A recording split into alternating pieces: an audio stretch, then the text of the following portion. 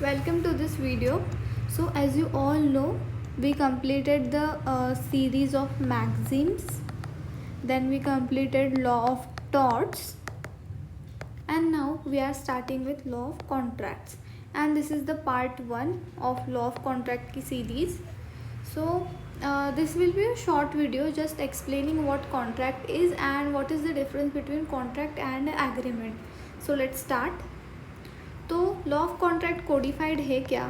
तो yes, it is codified in Indian contract act 1872. ये ध्यान से याद रखना है, Indian contract act 1872.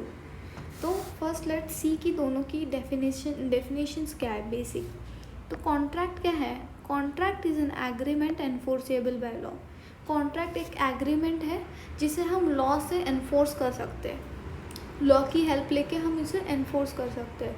Then what is agreement? तो एग्रीमेंट क्या है? Every promise and every set of promises forming consideration for each other is an agreement. तो एग्रीमेंट इज एवरी प्रॉमिस और a set of promise forming consideration for each other, तो वो agreement में आएगा. सो हम एक छोटी डायग्राम देख लेते हैं. तो इस डायग्राम को देखो, मोटे मोटे तौर से क्या नज़र आ रहा है आपको, क्या आप कंक्लूजन निकाल सकते हो इस डायग्राम से? तो ये जो इनर सर्कल है वो रिप्रेजेंट कर रहा है कॉन्ट्रैक्ट को, ये जो ग्रे कलर का सर्कल है वो रिप्रेजेंट कर रहा है कॉन्ट्रैक्ट को, एंड दिस ये जो बाहर वाला सर्कल है वो रिप्रेजेंट कर रहा है एग्रीमेंट को. तो हम क्या बोल सकते हैं कि ये जो पार्ट है, ये जो मैंने गोल हाईलाइट किया है, ये जो पार्ट है वो इस बड़े सर्कल में आ रहा है, राइट? तो जो इसमें सब आएगा, दैट इज इसमें जो जो आएगा वो इस आउटर सर्कल में भी तो आएगा ना. तो हम क्या बोल सकते हैं? Let me rub this first, just a minute. हाँ, सो हम क्या बोल सकते हैं कि एवरी कॉन्ट्रैक्ट, मतलब हर कॉन्ट्रैक्ट एक एग्रीमेंट हो सकता है. Every contract is agreement. जो यहाँ आ रहा है वो सब इसमें ही तो आ रहा है ना, इस सर्कल में ही तो आ रहा है ना. जो कॉन्ट्रैक्ट है वो एग्रीमेंट होता ही होता है, बट नॉट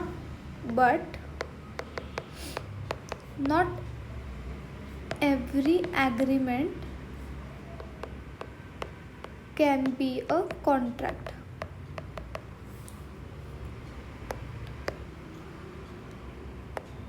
तो ये देखो, every contract is an agreement but not every agreement is contract. So ये जो बचा हुआ पार्ट है, तो क्या हम उसे कॉन्ट्रैक्ट बोलेंगे क्या?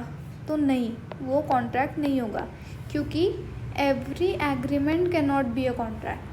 तो फिर क्या डिफरेंस है एग्रीमेंट में और कॉन्ट्रैक्ट में? डिफरेंस क्या है तो वो हमें पहले समझना पड़ेगा, नहीं तो हम कंफ्यूज हो जाएंगे कि अरे ये कॉन्ट्रैक्ट है या फिर ये एग्रीमेंट है, तो हम उसमें ही कंफ्यूज हो जाएंगे.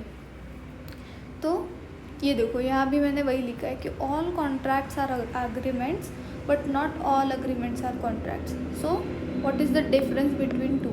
तो पहले हम ये फॉर्मूला देख लेते हैं कि अग्रीमेंट मतलब क्या है. तो agreement is equal to proposal plus promise plus consideration. तो अग्रीमेंट में क्या आता है कि पहले प्रपोजल आता है. Proposal means let's say offer, कि मान लो मैंने अपना ये जो फ्लैट है, ये मेरा एक कोई फ्लैट है, वो मैंने आपको ऑफ़र दी कि 1 लाख में मैं ये फ्लैट बेचना चाहती हूँ, क्या आप परचेस करोगे? तो आपने बोला कि हाँ, आई विल परचेस. तो आपने हामी जताई कि मैं परचेस करना चाहता हूँ. तो मैंने जो आपको ये ऑफ़र दी कि ये मेरा फ्लैट है, 1 लाख को मैं बेचना चाहती हूँ, तो ये होगा प्रपोज़ल, ये होगा ऑफ़र, कि मैंने ऑफ़र किया कुछ. और प्रॉमिस मतलब क्या, कि आपने बोला कि हाँ, I will purchase this flat for 1 lakh. So we are into some relation, कि मैंने आपको ऑफ़र किया और आपने हाँ बोला कि yes I will purchase. So this is promise, जो आपने हाँ कहा ये प्रॉमिस में आता है. And then what is consideration? तो कंसिडरेशन आपको याद है क्या, हमने मैगज़ीन में एक मैगज़ीन पढ़ी थी लॉ ऑफ कॉन्ट्रैक्ट वाले पार्ट में, आई थिंक पार्ट 2 था. उसमें हमने एक मैगज़ीन पढ़ी थी, क्विड प्रो को। सो उसका मतलब है समथिंग फॉर समथिंग। तो मैं अपना फ्लैट आपको बेच रही हूँ, उसके बदले मुझे कुछ तो मिलेगा ना। तो हाँ, मुझे आपसे 1,00,000 रुपए मिलेंगे, तो वो मेरा कंसिडरेशन होगा। और आप मुझे 1,00,000 रुपए दे रहे हो, तो उसके बदले आपको भी कुछ मिलेगा ना। तो हाँ, आपको मेरा फ्लैट मिलेगा, तो वो आपका कंसिडरेशन होगा। तो यस, तो कंसिडरेशन मतलब समथिंग फॉर समथिंग, कि आपको कुछ मिल रहा है, आपको कुछ गेन हो रहा है, वो कुछ दे के या फिर कुछ कॉन्ट्रैक्ट में आके कुछ गेन हो रहा है, तो दैट इज़ कंसिडरेशन। मुझे 1,00,000 रुपए मिल रहा है और आपको फ्लैट मिल रहा है, तो ये गेन हो रहा है, तो ये एग्रीमेंट होता है। तो लेट्स सी कि कॉन्ट्रैक्ट क्या होता है। फर्स्ट हम ये पढ़ लेते हैं क्या लिखा है इधर। Every agreement which is enforceable by law is a contract. While entering into a contract, there is always an intention of seeking legal action or remedy. तो कॉन्ट्रैक्ट क्या होता है? वो हर एक एग्रीमेंट होता है जिसे लॉ एनफोर्स कर सकता है, जिसे लॉ से हम एनफोर्स कर सकते हैं। तो इसका मतलब क्या हुआ? तो चलो हम 2 सिनारियोस देख लेते हैं। Just a minute, let me rub this. Okay, तो चलो 2 सिनारियो देखते हैं कि ये एक आदमी है ए। तो ए ने क्या बोला बी को कि तू ये मेरा काम कर दे, ये कुछ काम है इसका छोटा सा, तो वो तू पूरा कर दे। या फिर काम भी नहीं लेते हम, एक सोशल प्रॉमिस ही ले देते हैं, काम नहीं लेते हम। तो वो ए ने क्या बोला बी को कि अगर तू ये जो कोरियन सॉन्ग है, अगर तू ये गाएगा ना, तो मैं तुझे सीसीडी में कॉफ़ी पीने लेके चलूँगा। और ये सॉन्ग इसने गाया और अब ये बोल रहा है कि तूने तो प्रॉमिस किया था, चल अब मुझे कॉफ़ी के लिए लेके चल। और ये साफ साफ मना कर देता है कि अरे वो तो मैंने ऐसे ही कह दिया था। तो is it enforceable by law? क्या ये इस पे बी ए पे केस कर सकता है कि तूने मुझे प्रॉमिस किया था, तो तू अब लेके जाना ही चाहिए, वरना मैं पुलिस बुला दूँगा। तो इज़ इट एनफोर्सेबल? यहाँ प्रपोज़ल तो था कि तू ये सॉन्ग बोल के दिखा तो मैं तुझे लेके जाऊँगा। प्रॉमिस भी था कि हाँ मैं बोलूँगा, उसने किया भी। कंसिडरेशन भी था कि सीसीडी लेके चलूँगा कॉफ़ी पीने के लिए। पर क्या ये एनफोर्सेबल लॉ है क्या? तो नहीं, it's just an social promise. This cannot be enforced by law. ये बी रेमेडी नहीं मांग सकता कि ऐसा कैसे हुआ, मैं तो अब पुलिस बुला दूंगा, ऐसा कुछ नहीं हो सकता। यहाँ पे उसे रेमेडी नहीं मिलेगी। और दूसरा पॉइंट क्या था? That should be enforceable by law और there should be an intention of seeking legal action और रेमेडी। तो इंटेंशन भी इम्पॉर्टेंट है, कि इंटेंशन भी होनी चाहिए कि अगर ऐसा कुछ गलत हो जाता है तो आई विल सीक रेमेडी। तो बी का कोई इंटेंशन होगा क्या?